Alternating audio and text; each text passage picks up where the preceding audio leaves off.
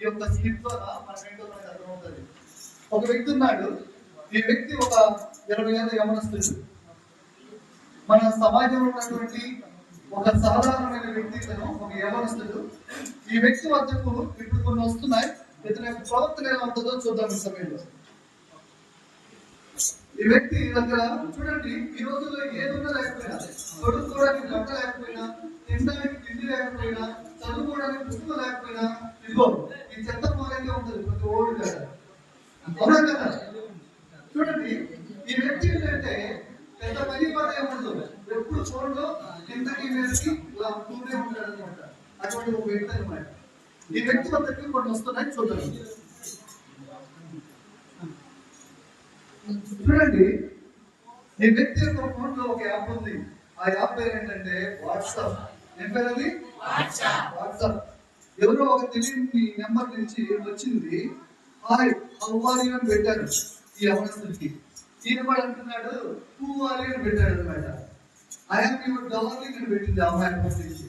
ఇప్పుడు ఈయన రిప్లై ఇస్తున్నాడు, ఓ అవునా, నువ్వు ఏ ఊరు, మీ పేరేం పేరు, నీవు ఏం చదువుకున్నావు, ఇలాగా ఆయన చాటింగ్ లో, వాట్సాప్ చాటింగ్ లో ఎన్నో విషయాలతో అమ్మాయితో ప్రేమలోకి తెలియని ముక్కు మొహం తెలియని అమ్మాయితో వాట్సాప్ లో దిగిపోయినాడు, కూరుకుపోయినాడు, మునిగిపోయినాడు అనమాట.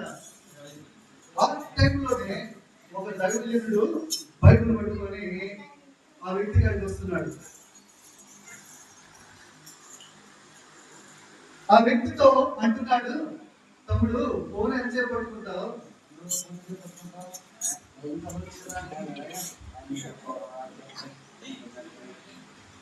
తమ్ముడు ఎంతసేపు ఆయన నాకు ఫోన్ చేస్తూ ఉంటావు.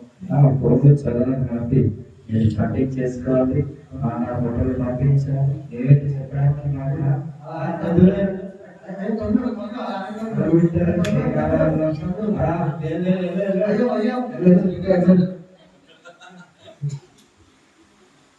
అదే సమయంలో అతను ఫోన్ అలాగే చూసుకుంటూ ఉన్నాడు. వాట్సాప్ లో అమ్మాయితో చాటింగ్ చేసుకుంటూనే ఉన్నాడు. ఎవరో ముక్కు తెలియని అమ్మాయి అనమాట. ఈ టైంలోనే వెంటనే మరొక యాప్ ఓపెన్ చేశాడు. ఏంటా యాప్? ఫేస్బుక్. ఫేస్బుక్ అకౌంట్ లేని ఉన్నాడు ఇప్పుడు పదివాడున్నాడు. ఇతను కూడా ఫేస్బుక్ ఓపెన్ చేశాడు. అయితే ఈ ఫేస్బుక్ లో అతను ఏం చేస్తున్నాడు అంటే ఎవరు ఫ్రెండ్ పెడతా ఉన్నాడు. ఫారిన్ అమ్మాయి అంట, అమెరికా అమ్మాయి అంట, ఇంగ్లాండ్ అమ్మాయి అంట, ఆస్ట్రేలియా అమ్మాయి అంట, అందరూ మళ్ళా ఫ్రెండ్షిప్ పెట్టుకోవడానికి చేసేసారు. ఇప్పుడు వాళ్ళు ఏదో ఫోటోలు పంపిస్తున్నారు. అబ్బా అమ్మాయి ఎంత బాగుందని లైక్లు పెడుతున్నాడు అమ్మాయికి. అబ్బా ఎంతమంది ఫ్రెండ్, అందరూ ఫ్రెండ్షిప్ పెట్టుకుంటూ కూడా అమ్మాయి ఇస్తున్నట్టు. ఎంతమంది అమ్మాయిలు ఉన్నారు ఇక్కడ ఫేస్బుక్ అంతా ఉంది. అయితే ఆ టైంలో మళ్ళా పాస్టర్ గారు బయట తీసుకొని ఆ యొక్క యవనస్తుడి గారికి వస్తున్నాడు. తమ్ముడు ఆ ఖాళీ మంది ఫోన్ చూసుకున్న బయట తమ్ముడు ఫేస్బుక్ బుక్ ఏం చేస్తాడు తమ్ముడు, బయట చూస్తున్నప్పుడు బాగుపడతాడు తమ్ముడు, బయట చదువుతాడు తమ్ముడు. చూసావా, యేసు ప్రభు కోసం అతనికి ఎంత చెప్తున్నా కూడా అతనికి వాట్సాప్ ఉంది, ఫేస్బుక్ ఉంది. ఇది తప్ప తన లోపల ఏం లేదు. వాళ్ళ అమ్మ నాన్న దగ్గర ఎవరు లేదు. ఇప్పుడు మరొకటి ఓపెన్ చేసాడు. పేరు ఏంటంటే యూట్యూబ్ బట్టం అనమాట. బట్టం ఆ యాప్ ఓపెన్ చేసేసి చూడండి ఏం చూస్తున్నాడు అంటే జబర్దస్త్. ఓయమ్మ జబర్దస్త్ అంట, అంట,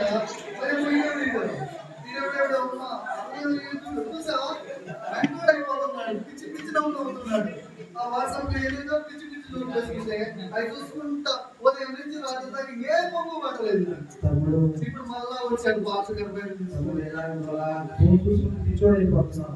ఇల్లు బాధ్యత, అమ్మ బాధ్యత, నీ కుటుంబం లేదా తమ్ముడు ఎలా అయిపోతున్నావు తమ్ముడు. ఎలా ఉన్నా పర్లేదు కానీ ఇలా యూట్యూబ్ ముఖ్యమన్నా చూడు, మంచి పాటలు వస్తున్నాయి, ఎంజాయ్ చేస్తున్నా. ఇది అన్న ఎంజాయ్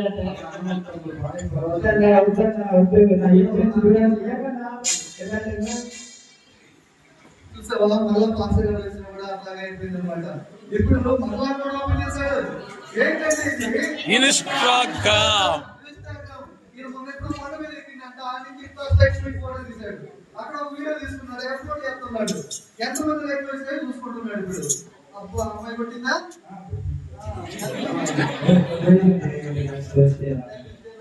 ఆ స్కేల్ కూడా చేస్తే 2000 వీడియోలు అప్లోడ్ చేసినాడు ఇప్పటికే ఇన్స్టాగ్రామ్ లో. ఓ అమ్మాయి మామూలుగా పెట్టినా అక్కడ లైక్ షేర్ చూసుకోవడానికి సరిపోయింది. ఆ తర్వాత మళ్ళా వచ్చిన బయట ప్రార్థన చేస్తారు. చూసుకుంటే ప్రార్థన అంటే ప్రతిదానికి చదవాలి. ఇన్స్టాలో పెట్టుకుంటే అలా చూస్తారు. ఎలా చూస్తారా చెప్తారు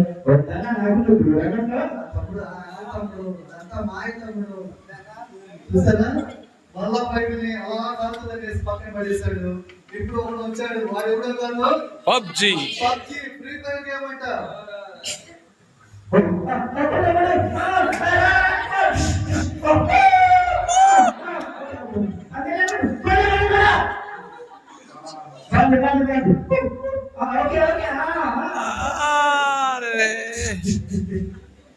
ఇలాగా ఒక వ్యక్తిగా పిచ్చి పట్టిన వ్యక్తిలాగా ఉన్నాడు.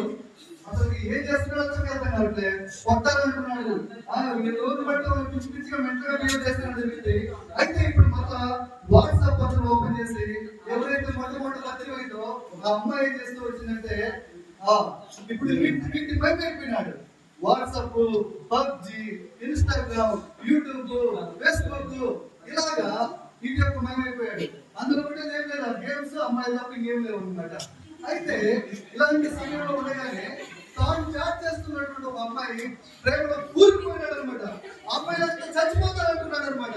ఇప్పుడు అమ్మాయి అంటుంది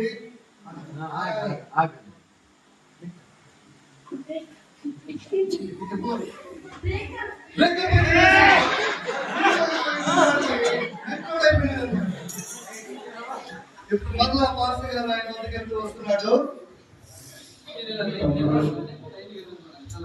తమ్ముడు ఎలా ఉన్నా తమ్ముడు ఎలా ఉన్నా తమ్ముడు ఏమైంది తమ్ముడు?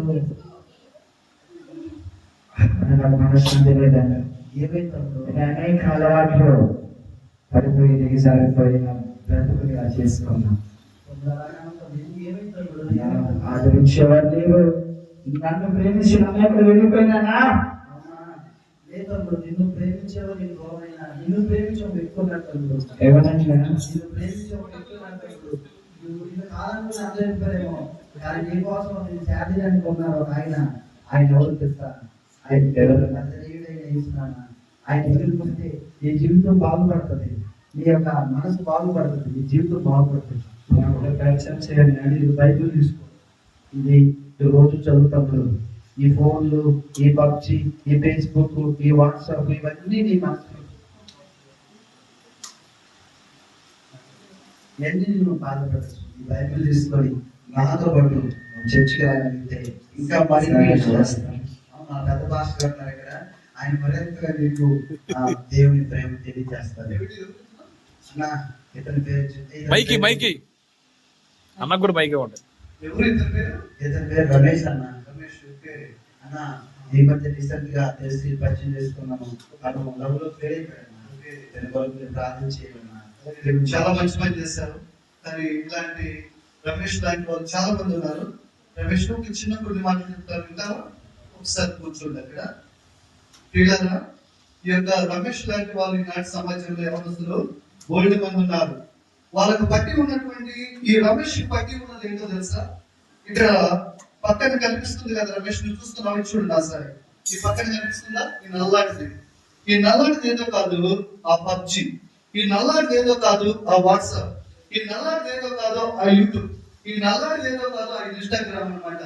ఈ రోజు ప్రతి యవ్వనస్తుడి మెడకు లాక్కుని గుచ్చులాగా పట్టుకున్నటువంటి ఇవేవో కావు ఈ రోజు మన సోషల్ మీడియాలో ఉన్నటువంటి పాపం క్రియలారా. చూడండి, ఈ రమేష్ మెడకు ఏం చుట్టుకోనుంది అంటే, ఈ రోజు మా దేవుడు తీసుకొచ్చినాడు ఈ వ్యక్తిని పట్టి పీడిస్తుంది. ఆ దాని పేరు దేవుడు అంటున్నాడు పాపం అన్నాడు. ఏమన్నాడు? పాపం అది. అయితే ఇటువంటి పాపంలో ఉన్నటువంటి మనిషికి ఈరోజు శాంతి లేదు, నెమ్మది లేదు, సమాధానం లేదనమాట. అయితే దేవుడు తీసుకొస్తే ఎవరికైనా తీసుకొచ్చారు? పాస్టర్ నీకు రక్షణ ఇవ్వలేదు, చర్చి నీకు రక్షణ ఇవ్వలేదు, కానీ మనకు రక్షణ ఇవ్వగలిగింది అవుతుంది. దాని పేరే పరిశుద్ధ గ్రంథం. గట్టిగా క్లాస్ కొడదామా? మన జీవితాలను మార్చగలిగేది ఏదైనా ఉంది అంటే ఇందాక దేవుడు పట్టుకుని తిరిగినటువంటి బైబిల్ మన జీవితాలను పరిశుద్ధంగా చేయగలిగిన శక్తి దీనికి ఉంది. అందుకే ఈ పాపంతో వచ్చిన వ్యక్తి ఎంత బైబిల్ చదివినా కూడా అతడే విడుదల పొందడు. అయితే ఇప్పుడు నువ్వు కూడా చూద్దాం. ఈ సమయంలో చూడండి, మనం అనుకోవచ్చు, నేను స్నానం చేస్తున్నాను, నేను తలనీలాలు సమర్పిస్తున్నాను, నేను ఎన్నో మొక్కుబడులు చేస్తున్నాను, ఎన్నో వాటి ద్వారా నేను గంగా నదిలో మునుగుతున్నాను, నేను యమునా నదిలో మునుగుతున్నాను, నేను కుంభమేళ వచ్చి ఉన్నాను, ఎక్కడ మునిగినా నా పాపం పోతుందని నువ్వు అనుకుంటావేమో. బైబిల్ వాక్యం తెలుస్తుంది, మన నీతి క్రియలన్నీ కూడా దేవుడి ఎదుట మురికి పేరికల వల్ల ఉన్నాయి. చూడండి, వాడు పుణ్యస్నానం చేస్తున్నాడు, కానీ వాడి పాపము యజమానుడి వల్ల వాడిని పట్టుకొని పీడిస్తుంది అనమాట. అందుకే బైబిల్ వాక్యం తెలుస్తుంది, మీరు వెలుపల శుద్ధి చేయలేరు, కానీ అంతర్గతం చెడుతోనూ నిండి ఉన్నది. అందుకే మన క్రియలు దేవుడి ఎలా ఉన్నాయంట? మురికి గుడ్డల వల్ల ఉన్నాయని యెషయా గ్రంథం 64:6 తెలుస్తుంది. అయితే ఇటువంటి పరిస్థితుల్లో పాపంతో పట్టి పీడిస్తున్న ఈ వ్యక్తికి పరిష్కారం లేదా అంటే పరిష్కారం ఉంది. చూద్దాం. ఈ సమయంలో ఈ యొక్క పాపం నిన్ను ఎక్కడికి తీసుకెళ్తుంది? ఈ పాపం నిన్ను ఎక్కడికి తీసుకెళ్తుంది అంటే నరకానికి నేరుగా లాక్కెళ్ళిపోతుంది. ప్రియుల, ఈ అగ్ని కూడా చూసారా? అగ్ని ఆరదు, పురుగు చావదు, పాపం వల్ల వచ్చి జీవితం మరణం. మనం అందరం పాపం చేసి ఏకంగా శ్రమిస్తుంది. అయితే నీ కొరకు నా కొరకు ఇటువంటి పరిస్థితి నుంచి ఎవరు విడిపించగలరు? పౌలు ఏడుస్తున్నాడు, అయ్యో ఇటువంటి పరిస్థితి నుంచి నన్ను ఎవరు విడిపించగలరని ఏడుస్తున్న సమయంలో, అయితే 2000 సంవత్సరాల కింద నీ కొరకు నా కొరకు ఒకరిని దిగి వచ్చాడు. పాపం లేకుండా పుట్టాడు, పాపం లేకుండా పెరిగాడు. 33 ఏళ్ల వయసులో నీ కొరకు నా కొరకు తన రక్తాన్నంతా కూడా శిలువ మీద దారపోసాడు. నీ చేతులతో చేసిన పాపం కొరకు ఆయన చేతుల్లో మేకులు పట్టబడ్డాయి. నీ పాపానికి నీ పాదాలు పరిగెత్తుతుంటే ఆయన పాదానికి మేకులు దిగబట్టబడ్డాయి. నీ హృదయంలో పాపం ఉంటే ఆయన హృదయంలో బల్లెమూట పడబడింది. నీ తలపులు చెడిపోయి ఉంటే ఆయన తలకు ముళ్ళు కిరీటం పెట్టబడింది. ఎందుకయ్యా ఈ జాబ్ నుంచి వచ్చామంటే ఆయన అంటాడు, నీ పాపం కొరకే, నీ దోషం కొరకే ఆయన అంటున్నాడు. వీళ్ళరా, ఒక్క రమేష్ లాంటి వాళ్ళే కాదు, ఇక్కడ కూర్చున్న మనందరం కూడా ఈ పాపం అనేటువంటి ముచ్చుతో బిగించబడి ఉన్నాం. అయితే పరిష్కారం ఏదైనా ఉంది అంటే యేసు రక్తం. బైబిల్ వాక్యం సెలవిస్తుంది, యేసు రక్తం ప్రతి పాపమును కడిగి మనల్ని పవిత్రులుగా చేయగలని వాక్యం సెలవిస్తుంది.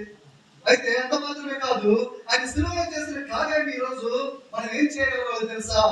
ఒక ఆయన అన్నాడు, బిల్లి గ్రహము ఒక హార్వర్డ్ యూనివర్సిటీలోకి వెళ్ళినప్పుడు వేల మంది యూనివర్సిటీలో ఉన్న స్టూడెంట్స్ ఉంటే ఒక స్టూడెంట్ ప్లేస్ అడిగాడు బిల్లి గ్రహాన్ని. ఏమని అడిగాడు తెలుసా? శుద్ధి లేకుండా సూటిగా చెప్పు, బిల్లి గ్రహం గారు రక్షణ పొందాలంటే నేనేం చేయాలని అడిగితే ఆయన ఒకే మాట చూపించాడు. ఆ మాట ఏంటంటే అపొస్తలుల కార్యం 16:31. ఏమన్నాడు రాయబడిందంటే, ఆ జైలు అధికారి అంటున్నాడు, నేను రక్షణ పొందడానికి ఏం చేయాలని పౌలు అడిగితే పౌలు అంటున్నాడు, యేసునందు విశ్వాసం ఉంచుము, అప్పుడు నీవు రక్షణ పొందుదువు. ఆయన రక్షణ పొందాలి అంటే ఆయన రక్తాన్ని మనం స్వీకరించి, ప్రభా నువ్వు నా పాపాల కొరకు చచ్చిపోయావయ్యా, నా పాపాల కొరకు పాతి పెట్టబడవయ్యా, నా పాపాల కొరకు తిరిగి వచ్చావయ్యా, ఒకరోజు మళ్ళా నా కొరకు రాబోతున్నావయ్యా అని మన హృదయంలో విశ్వసించి మన నోటితో పాడగలిగితే మనకి రక్షణ వస్తుందని రోమిలకు రాసిన పత్రిక 10వ సెలవిస్తుంది. ఇలాంటి రమేష్ లాంటి వ్యక్తుల్ని విడిపించగలిగే శక్తి అమ్మానాన్నకి లేదు, గురువులకు లేదు, సమాజంలో పెద్ద మనుషులకు లేదు, కానీ విడిపించగలిగే శక్తి కేవలం సిలువకు మాత్రమే ఉంది. ఆ శక్తి ప్రియులారా, ఇటువంటి వ్యక్తి ఈ రోజు మార్చబడి ఏ మార్గాన్ని ఎంచుకున్నాడు తెలుసా? ఒకప్పుడు నిత్య నరకానికి ఇవన్నీ తీసుకెళ్తున్నాయి.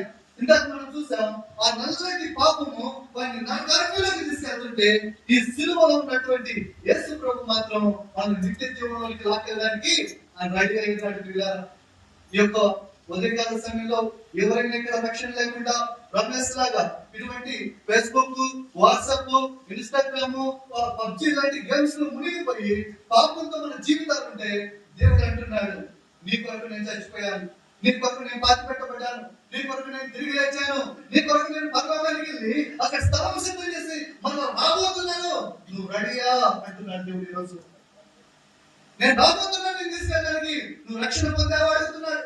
నీ పేరు జీవ గ్రంథంలో ఉందా అని దేవుడు అడుగుతున్నాడు. చెల్లి, తమ్ముడు, ఇది కేవలం ఒక ఆట కాదు కానీ ఇది మన జీవితాలకు అత్యంత ముఖ్యమైన స్థలంలోకి వచ్చాం. ఒక్కసారి ప్రార్థన చేద్దాం, మోకరించండి, ఒక్కసారి మోకరిద్దాం ఈ సమయంలో.